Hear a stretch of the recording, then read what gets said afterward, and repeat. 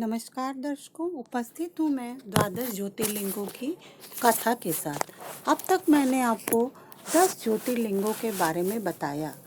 हमारे भारत में कुल 12 ज्योतिर्लिंग हैं, जहाँ साक्षात भोलेनाथ स्वयं विराजमान है और इन सभी से कोई ना कोई पौराणिक कथा जुड़ी हुई है। कहते हैं कि अगर सावन माह में इनमें से एक भी शिवलिंग का दर्शन कर लिया जाए तो जीवन सफल हो जाता है। आज हम बताने जा रहे हैं आपको हिंदुओं की आस्था से जुड़े रामेश्वर धाम के बारे में, जो हमारा 11वां ज्योतिर्लिंग भी है और साथ ही साथ यह हिंदू धर्म के प्रसिद्ध 4 धामों में से एक है। रामेश्वरम के बारे में कहा जाता है कि भगवान राम ने लंका पर चढ़ाई से पहले स्वयं अपने हाथों से इस शिवलिंग की स्थापना की थी। इसके बाद प्रभु श्री राम ने नल और नील के माध्यम से विश्व का पहला सेतु बनाया था। श्री राम ने पहले शिवलिंग की पूजा अर्चना की और फिर नल नील के बनाए पुल से होते हुए लंका पर आक्रमण किया। आइए जानते हैं इस शिवलिंग के बारे में अन्य खास बातें। लंका पर विजय प्राप्त करने के लिए भगवान श्री राम ने समुद्र के किनारे शिवलिंग बनाकर शिव जी की पूजा की थी और उनसे लंका विजय के लिए आशीर्वाद लिया था। इससे प्रसन्न होकर भगवान शिव ने उन्हें विजयश्री का आशीर्वाद दिया था। आशीर्वाद के साथ ही श्री राम जी ने शिव जी से अनुरोध किया कि जन कल्याण के लिए वे सदैव ज्योतिर्लिंग के रूप में यहीं पर निवास करें।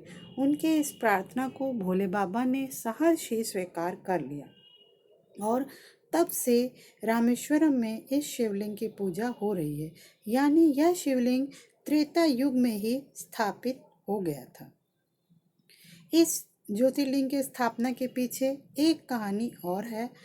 कहा जाता है कि भगवान राम जब लंका पर विजय प्राप्त करके लौट रहे थे तो उन्होंने गंधमादन पर्वत पर विश्राम किया और वहीं पर ऋषि मुनियों ने श्री राम को बताया कि रावण एक ब्राह्मण था।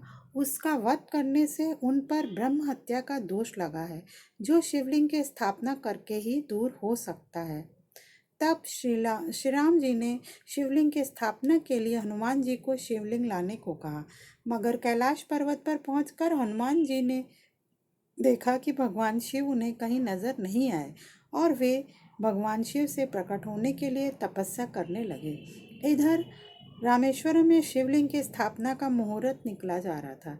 भगवान शिव ने प्रकट होकर हनुमान जी को शिवलिंग प्रदान किया, लेकिन तब तक माता सीता मुहूर्त निकल जाने के भय से बालू का शिवलिंग स्थापित कर चुकी थी।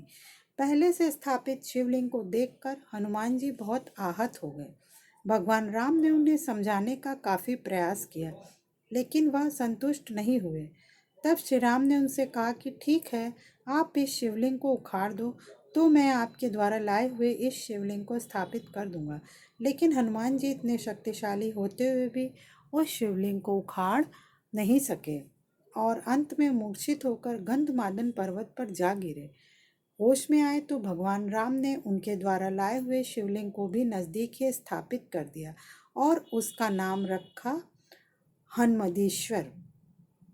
सावन के महीने में रामेश्वरम में जलाभिषेक करने का बहुत महत्व है। मान्यता तो यह भी है कि रामेश्वरम में शिव की विधिवत पूजा करने से ब्रह्म हत्या जैसे दोष से भी मुक्ति मिल जाती है। रामेश्वरम को दक्षिण भारत का काशी कहा जाता है। यहाँ की धरती को भी भोले बाबा और मर्यादा पुरुषोत्तम श्री राम की कृपा से मोक्ष देने का आशीर्वाद प्राप्त है। तो दर्शकों, ये थी हमारे 11वें ज्योतिर्लिंग श्री रामेश्वरम धाम की कथा। आशा है आपको हमारा वीडियो पसंद आया होगा। अगर पसंद आया हो तो इसे लाइक और शेयर अवश्य करें।